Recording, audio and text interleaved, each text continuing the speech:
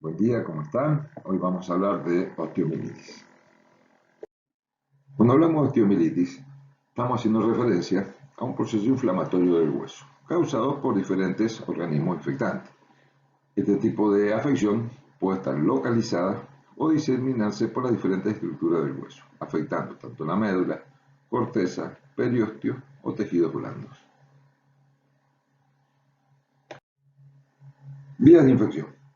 Hacemos referencia a cómo llega un germen a la estructura ósea. La forma más común es la vía hematógena, que lo hace a través de una bacteriemia previa en alguna otra localización, y por vía sanguínea se va a localizar en las estructuras del hueso, generalmente en las zonas que mayor irrigación reciben, como en la región de las metáfisis. También puede ser por vecindad, cercana a un absceso, alguna colección, algún hematoma infectado cerca del hueso, por inoculación, que se dan los procedimientos quirúrgicos, ya sea una osteosíntesis, colocación de una artroplastía, o un proceso iatrogénico que se presenta cuando realizamos o una biopsia ósea o hacemos una infiltración de alguna articulación, se contamina y de esta manera podemos tener una infección en el hueso. Etiología. Tiene relación directa con el germen en relación a la edad del paciente. Por ejemplo, en el lactante podemos aislar con mayor frecuencia el hemófilo influenza como responsable de las principales infecciones a nivel óseo. Le sigue la Escherichia coli, la Klebsiella, y después tenemos el grupo de los niños, mayores generalmente de 2 años, donde el Staphylococcus aureus es el germen que mayor frecuencia provoca afección en las patologías óseas. Es decir, el estreptococo, otros gérmenes gram negativos. Y en los adultos tenemos la Staphylococcus epidermidis, que es un germen de microbiota de la piel, pero uno de los responsables de las contaminaciones quirúrgicas. Le siguen frecuencia salmonelas y algunos hongos raros de ver, como el actinomyces. Clasificación, la cual vamos a tener en cuenta dos formas, de acuerdo a la duración, una forma aguda, desde iniciados los síntomas hasta cumplir las 2 semanas, una forma subaguda que va desde los 15 a los 30 días, y una forma crónica de evolución que va a durar generalmente más de 30 días. De acuerdo a la vía de contagio, como mencionamos recién, la vía hematógena es la más frecuente, y las otras causas exógenas, como son por traumatismos directos, cirugías, que sería por inoculación o iatrogénico, y por contigüidad de algún proceso infeccioso cercano. La localización de hallazgo de los procesos infecciosos se da sobre todo en la metáfisis de huesos largos, porque es la zona que mayor contenido de tejido esponjoso tiene, por ende es la zona de mayor vascularización y mayor afluencia de gérmenes. Tenemos a nivel de la metáfisis distal y proximal de fémur, metáfisis proximal de tibia y menor incidencia a nivel de la metáfisis distal del radio y el húmero. Vamos a hacer referencia a la forma más frecuente de presentación, que es la osteomielitis hematógena aguda. Es la forma más frecuente de presentación. Generalmente, al ser hematógena, va a venir de un foco que se encuentre en alguna periferia, afecta a niños en los 2 años, y también tenemos un foco etario entre los 8 y los 12 años. Se ubica en la metáfisis, y el germen que más frecuentemente se aísla es el Staphylococcus aureus como agente responsable. La fisiopatogenia de esta forma hematógena llega por una diseminación hemática, ingresa al hueso por su arteria nutricia y se va a trasladar hacia la metáfisis de los huesos, que es la zona de mayor irrigación. Una vez que se encuentra ahí, produce la migración de polimorfos nucleares macrófagos, van a alterar la microcirculación, aumenta la presión intramedular, produciendo la necrosis líquida por la liberación de las toxinas de las bacterias. Esto va a provocar un daño en el hueso que, si se mantiene localizado, o sea, respetando la cortical, va a producir lo que se llama secuestros. Y cuando perfora y libera esa secreción, el pus, hacia las estructuras vecinas, por ejemplo, el periósteo, o va a fistular hacia el exterior, recibe el nombre de involucro. Acá podemos observar la ubicación del absceso, donde encontramos respetada la cortical, en la zona de la metáfisis, cuando la cortical es perforada, es decir, nombre de secuestro, y cuando libera hacia el exterior y va a dañar el periósteo que recubre el hueso, recibe el nombre de involucro. La clínica se va a manifestar por un proceso febril bien marcado, con temperaturas por encima de 38 o 39 grados, con mal estado general, y va a presentar manifestaciones locales de acuerdo a la ubicación, donde el paciente va a referir un dolor puntual en la metáfisis, con dolor a la percusión de la zona. También lo podemos encontrar cuando se ubica a nivel de una vértebra, la percusión de esa vértebra produce un dolor muy puntual. Tumefacción, aumento de temperatura local, va a referir impotencia funcional, va a referir contractura muscular, que lo hace en defensa, como un mecanismo antiálgico para evitar los movimientos y de esa manera evitar la exacerbación del dolor. Cuando tenemos el caso en los lactantes, la sintomatología no es tan clara, entonces a veces puede no presentar un cuadro de hipertermia franca y se manifiesta generalmente como una flacidez muscular que se la conoce como una pseudoparálisis de Parro. En el laboratorio generalmente nos vamos a encontrar con una leucocitosis asociada a un cuadro anémico, la eritrosedimentación que no es específica, generalmente demora en aumentar los valores. Cambio, la proteína C reactiva sí la podemos encontrar después de las 24 o 48 horas elevada por encima del 90% de valores normales. Hemocultivos, en las primeras horas es difícil de aislarlo, generalmente en 50% de los casos, y siempre deben hacerse 2 hemocultivos para mayor seguridad. Y cuando tenemos sospecha y podemos tener la localización de la afección, podemos tomar muestras para tratar de aislar el germen y de esa manera hacer un tratamiento más específico. Para completar el diagnóstico también podemos recurrir a las imágenes, pero tenemos un problema. Por ejemplo, en un proceso agudo, la radiografía no tiene mucho rédito, ya que recién después de 10 a 20 días vamos a obtener algunos cambios en las imágenes que nos llevan a sospechar de que hay algún proceso infeccioso que está actuando localmente. Más específico, tenemos el centellograma marcado con tecnesio 99 y con ciprofloxacina activa, y en 24 a 48 horas tiene una efectividad del 90-95% que nos va a dar información de la localización del proceso infeccioso. La ecografía no es muy específica, solamente va a determinar si hay o no la presencia de líquido. Generalmente tejidos blandos a nivel óseo no es muy específica, y sí tenemos de mucha utilidad la resonancia nuclear magnética, que sí nos va a dar información si hay alguna colección y si hay algún compromiso de la parte estructural del hueso. Acá podemos observar en estas imágenes, de arriba a la izquierda, donde tenemos un hueso que ya ha perdido su estructura normal, hay una zona de secuestro que se observa y nos da la idea de que estamos hablando de un proceso que lleva mucho tiempo de evolución. O sea que no estaríamos hablando de un proceso hematógeno agudo, sino un proceso crónico que estas imágenes las vamos a obtener después que lleva 6 meses como mínimo de evolución de la enfermedad.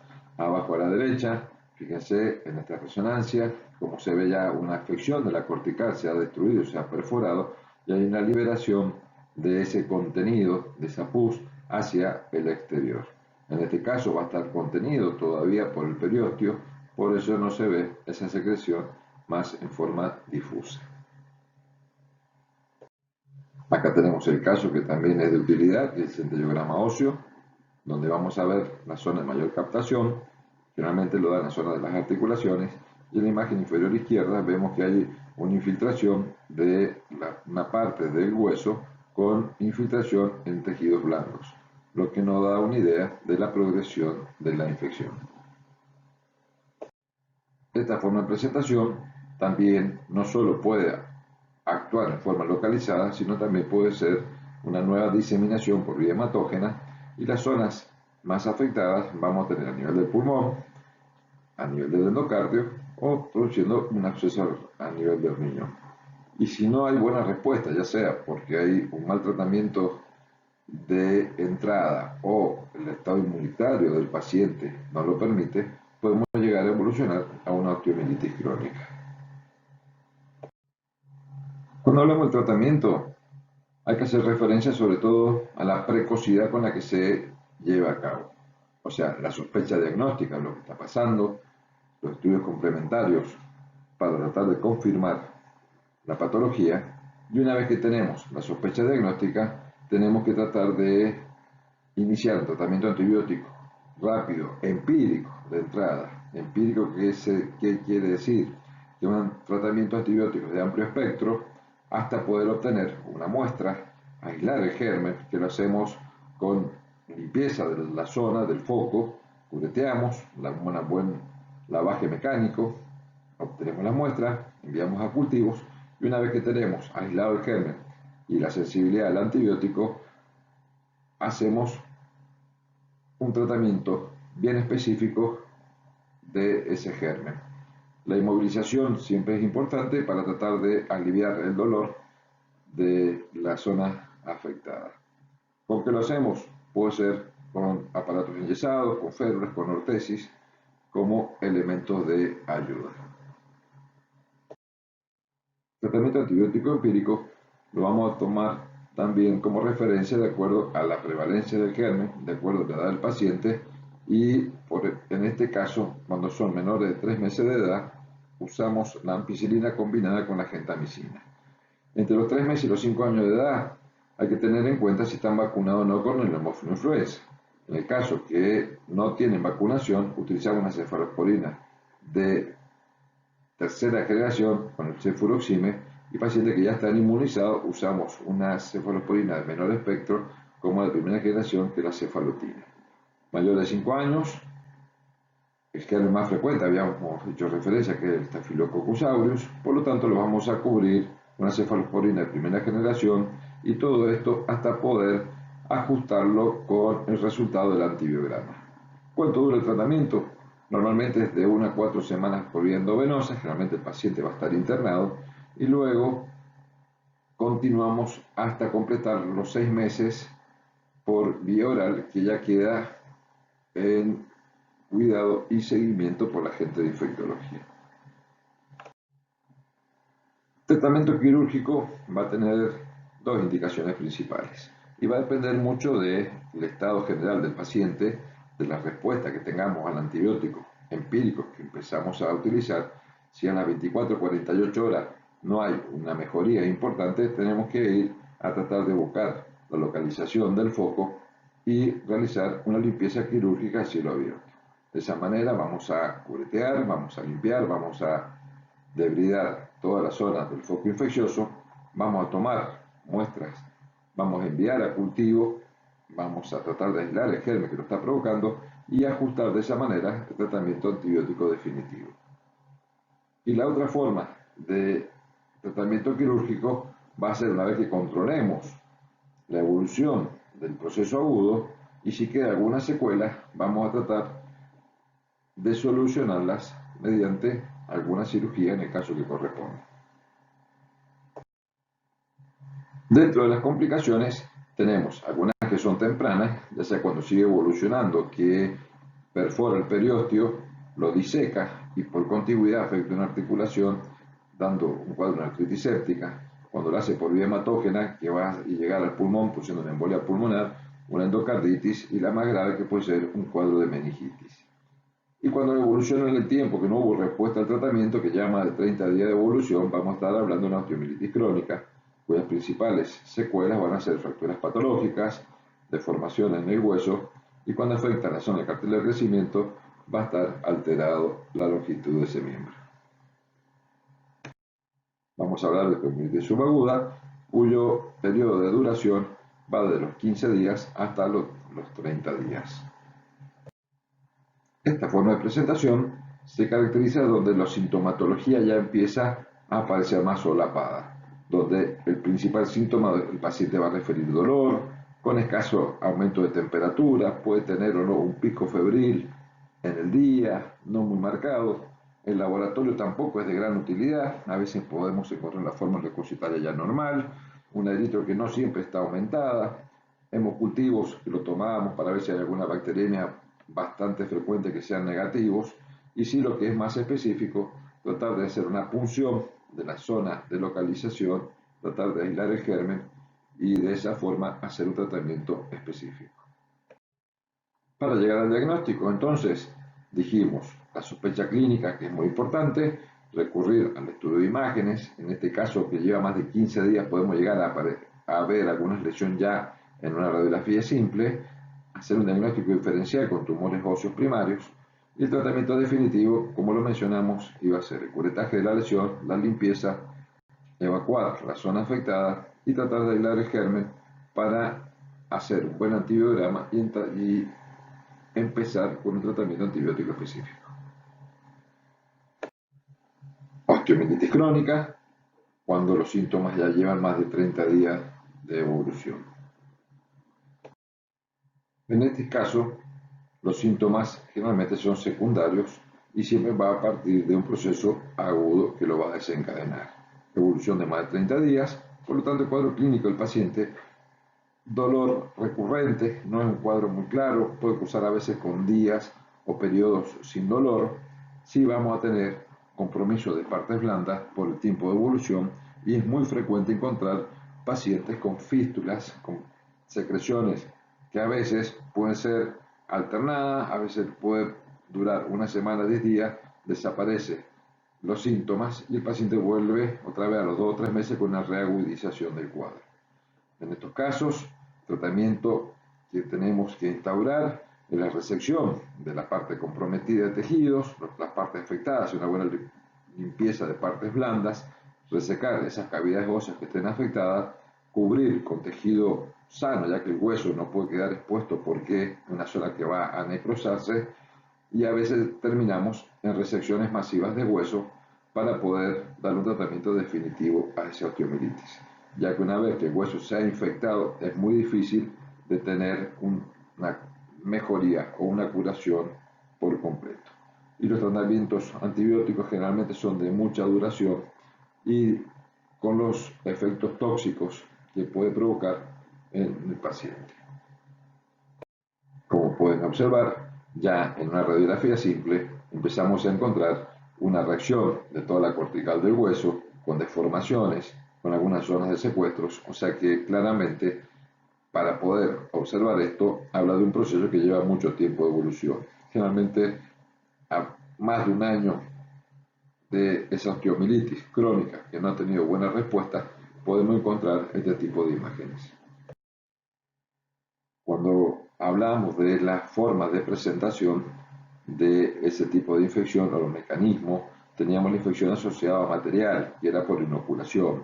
En este caso tenemos una fractura distal de tibia con una placa de osteosíntesis y el paciente, más de 30 días de evolución, aparece con desidencia de los bordes de la herida, con una secreción cero purulenta.